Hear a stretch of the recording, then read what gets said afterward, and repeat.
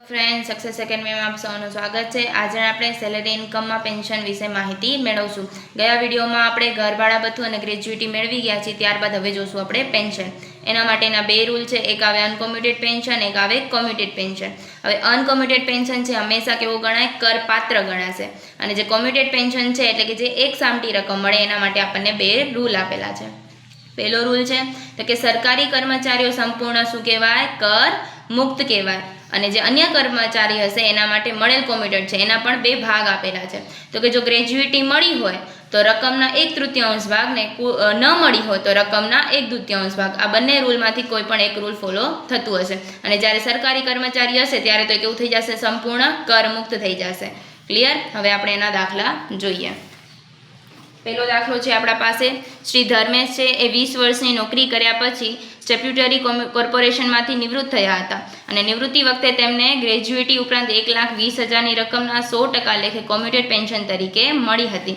તેમને મળેલ કોમ્યુટેડ પેન્શનની કેટલી રકમ કરપાત્ર ગણાશે? હવે સૌ પ્રથમ જોઈએ તો આમાં કાંઈ ઇન્ફોર્મેશન એવી છે જેનાથી આપણને ખ્યાલ આવે કે આ સરકારી કર્મચારી છે કે બિન સરકારી કર્મચારી છે।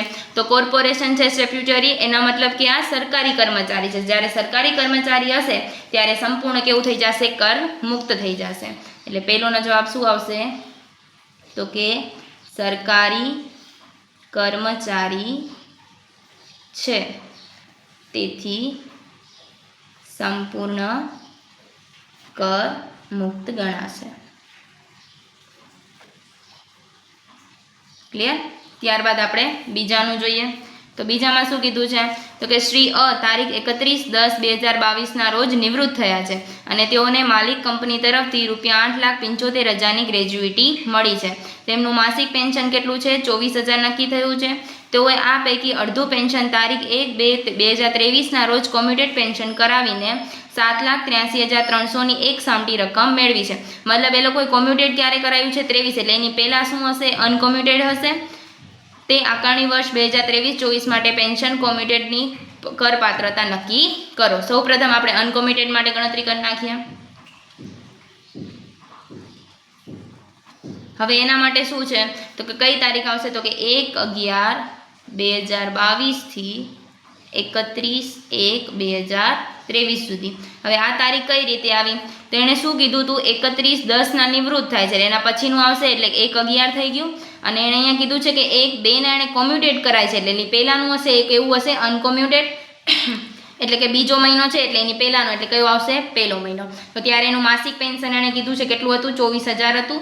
તો કે 24,000 ગુણ્યા 3 એટલે કેટલું આવશે, 72,000।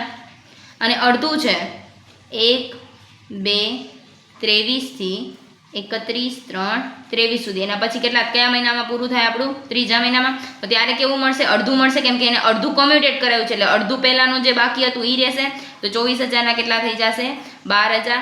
કેટલા મહિના આવે છે, તો કે 2 મહિના, એટલે કેટલા થશે, 24,000। ટોટલ કેટલા થશે, તો કે 96,000। ક્લિયર? ત્યારબાદ આપણે જોઈએ એનો બીજો પોઈન્ટ જે કોમ્યુટેડ કરાવે છે, શું કીધું છે, તો એના માટે આપણને ગ્રેજ્યુટી કેટલી મળી છે, 8,75,000 મળી છે। માસિક પેન્શન આપેલું છે 24,000, અને કેટલું કોમ્યુટેડ કરાવેલું છે, અડધું, એટલે અડધું એટલે કેટલા ટકા થાય, 50% થશે। અને ગ્રેજ્યુટી મળી છે, શું કીધું છે, ગ્રેજ્યુટી મળી છે। તો આપણે રૂલ જોયું હતું, શું હતું તેમાં, તો કે રકમના કેટલા આવશે, એમાં 1/3 શું થશે, કરમુક્ત થશે। શું થશે, કરમુક્ત થશે। તો 50% મળ્યું હતું, તો કે 50% આપણને 7,83,300 થાય। તો કે 100% કેટલું થશે, તો કેટલું થાય, તો કે 100 ગુણ્યા 7,83,300 ભાગ્યા 50 એટલે કેટલું આવશે, 15,66,600। આ પૂરેપૂરું થઈ ગયું। ગ્રેજ્યુટી આપણે જોઈએ તો કે ગ્રેજ્યુટી મળી છે એટલે કેટલું આવશે, 1/3, તો કે કરમુક્ત કેટલું થશે, તો કે રકમ 15,66,600 એના 1/3 ભાગ એટલે કેટલા આવશે, 5,22,200। આ શું થઈ જશે, આપણું કર મુક્ત। હવે શું જોશું આપણે, કર પાત્ર। તો કે કરપાત્ર કેટલું કહેવાશે, તો કે કેટલું, અડધું આપણે મળ્યું તો કોમ્યુટેડ અડધું જ છે, તો કેટલું મળ્યું હતું, 7,83,300। એમાંથી કેટલું કરમુક્ત થઈ ગયું, તો કે 5,22,200 200 માઇનસ કરીએ એટલે કેટલા આવશે 2,61,100. આ આપણને શું મળે છે? કર પાત્ર. ક્લિયર ને? આ શું મળ્યું આપણને? કર મુક્ત. આ હતું કોમ્યુટેડનું અને આ હતું અનકોમ્યુટેડનું, અને આ બિન સરકારી કર્મચારી છે તેથી આમાં આવશે. Thank you.